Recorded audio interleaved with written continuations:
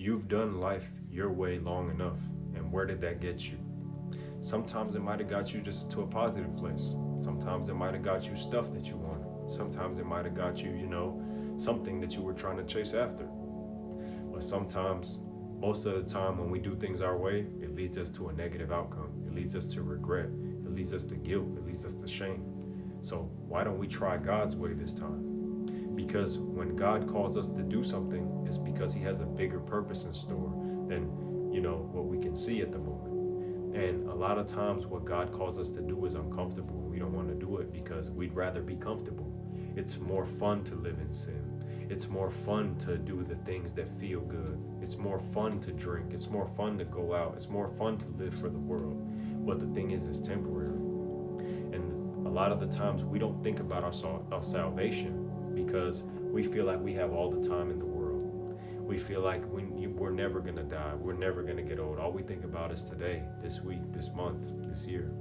But God sees past that, and he cares about us eternally. God cares about us forever, and he wants us to live with him forever in peace. The Bible says that the Lord gives you a peace that transcends all understanding. And once you have that peace, you won't need the other things. You won't need to numb yourself. You won't need to run away from your traumas and your problems. God may call you to face them head on because that's the only way that you can truly grow.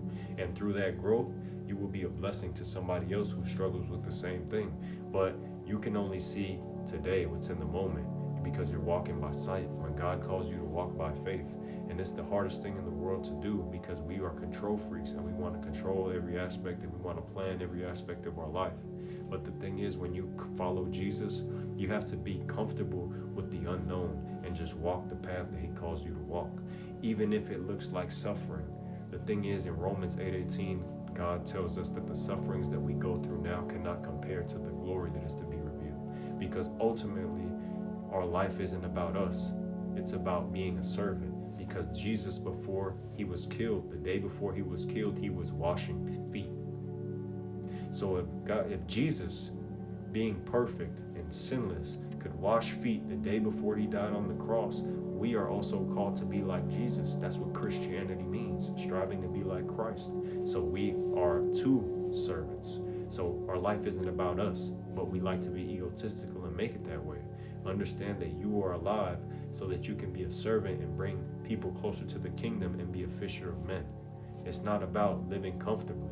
And God wants you to see that. That's why he's telling you this.